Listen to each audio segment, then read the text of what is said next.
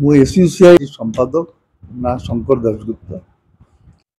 आसंता नवेम्बर 25 तारीख दिन आम पार्टी एसयूसीआई कम्युनिस्ट ओडिशा राज्य कमिटी तरफ गोटे राज्यस्तरीय गणविक्षोभ भुवनेश्वर अनुष्ठित हम और राज्य 30 जिलू 20,000 रु अधिक जनसमागम ये हम। गरीब चाषी श्रमिक छात्र युवक महिला समाज विभिन्न अंश शोषित जनसाधारण ये विक्षोभ में अंशग्रहण कर लोकंर भितर प्रबल असंतोष प्रबल क्षोभ। अतीत बहु सरकार आसी निर्वाचन मध्य देकी से सरकार माने किसी करि ना वर्तमान नुआ सरकार बीजेपी सरकार आसी निर्वाचन पूर्व बहु प्रतिश्रुति देकी देखा जाउछि पूर्व सरकार गुड़ा बोली जनमारण नीति नहीं ओडिया अस्मितार कथा कहीकि आहरी 6,000 स्कूल बंद करने सिद्धांत नहीं।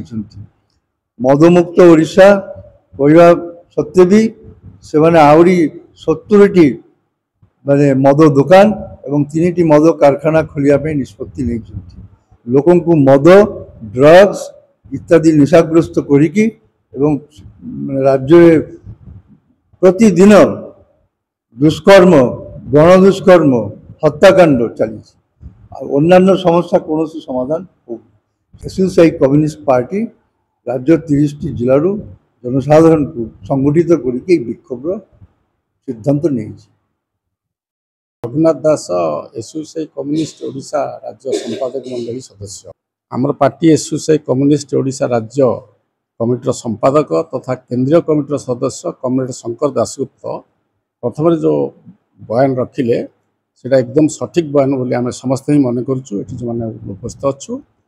एवं आसंता नवेम्बर 25 तारीख दिन ओडिशा इतिहास रे वामपंथी कम्युनिस्ट पार्टी सर्वरु अधिक समावेश हम आम ये आशा करूँ। माने गंधमार्दन पर्वत को जो भाई भाव में आलुमिनियम उत्पादन करने वेदांत कंपनी की दि जाऊँगी विरुद्ध आंदोलन चली समग्र राज्य में बर्तमान आंदोलन एक आवाहवा सृष्टि होती आमर संगठन आमर पार्टी तार नेतृत्व में बर्तमान अच्छा सरकार को आम जनाऊँ और सरकार जदि कौन कर्णपात न करेंगे आगामी दिन में व्यापक आंदोलन।